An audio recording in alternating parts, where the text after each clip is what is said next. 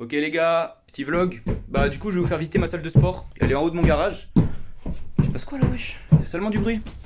Alors voyez, on monte l'échelle comme ça. Puis quand tu montes là-haut, t'as le banc et... Wesh. Oh y'a un voleur les gars. Putain il sort par la fenêtre. Oh il fait quoi? Viens là. Ce mec. Oh les gars, c'est bon je l'ai maîtrisé. Putain j'ai une idée pour le faire regretter un peu de m'avoir volé là. Ça vous dirait pas de le voir faire une séance jambes un petit peu épicée comme ça? Ça te dirait toi? Bon bah, force à lui. Ok, donc vous l'avez compris, le but de cette séance ça va être de faire souffrir un maximum ce mec qui essaie de voler mon banc. Mais comme on fait les choses correctement, on va commencer par la première partie de la séance qui est bien évidemment l'échauffement. Donc même si ici c'est une séance dédiée au bas du corps, on va quand même échauffer le corps dans son intégralité. On va quand même venir porter la barre sur les épaules, sur les trapèzes, etc. Donc le corps tout entier, même le haut du corps, doit être échauffé. Une articulation qui va être très utilisée lors d'une séance jambes, mais qui est parfois délaissée avant ces séances-là lors de l'échauffement, ça va être l'articulation de l'épaule. Donc on va pouvoir les échauffer en rotation, mais on va également échauffer la coiffe des rotateurs, qui sont des petits muscles fragiles, et qui vont être mis à rude épreuve lors des exercices où on va porter la barre, notamment sur le dos. Cet exercice d'échauffement de la coiffe des rotateurs, au risque de force avec l'autopromo, est déjà présent sur la chaîne dans une autre séance dédiée cette fois au haut du corps. Donc allez la voir. Après avoir échauffé le haut du corps, on continue avec les genoux, donc des rotations que tout le monde a déjà fait en EPS par exemple.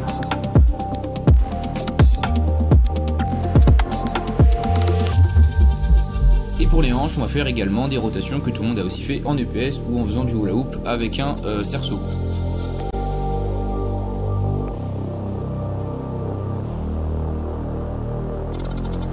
Et ensuite, lorsqu'on a fini l'échauffement articulaire bien comme il faut, on va commencer l'échauffement musculaire avec une gamme montante, donc une montée en charge progressive sur le premier exercice, qui ici va être du front squat pour ma part et du squat classique pour mon souffre-douleur. Je vous laisse un peu avec la vidéo.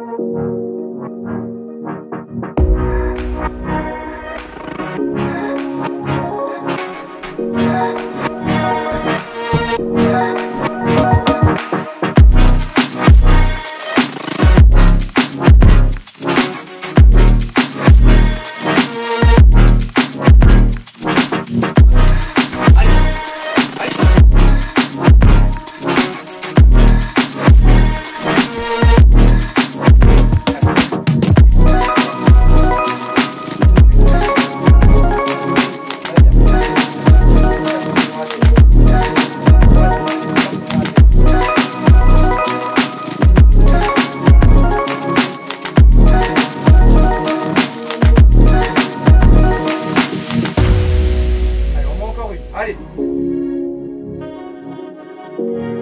Parfait.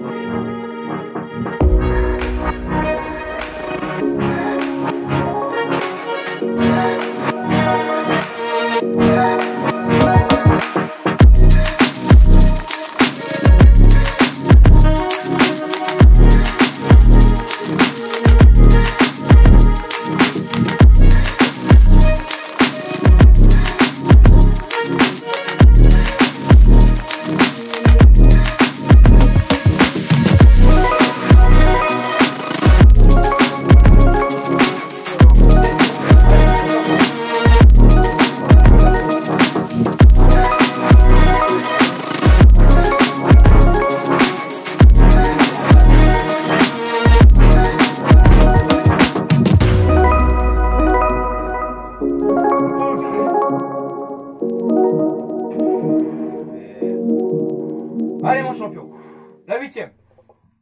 6.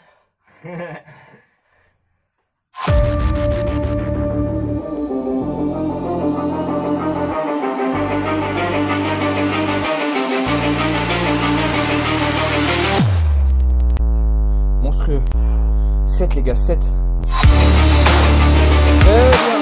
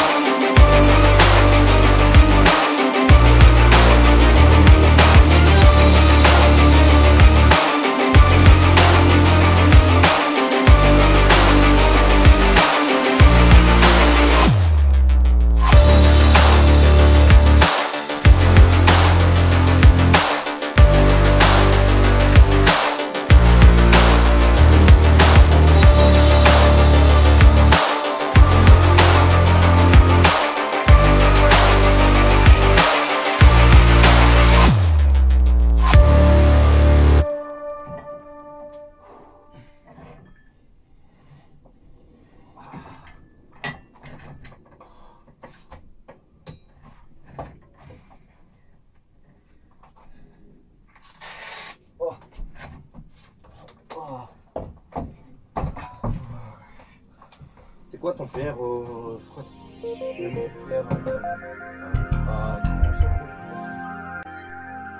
Ok, je suis de retour pour rapidement revenir sur les exercices qu'on a choisis pour la séance jambes, qui visent donc à travailler l'entièreté du bas du corps, donc qui va des fessiers jusqu'au mollet.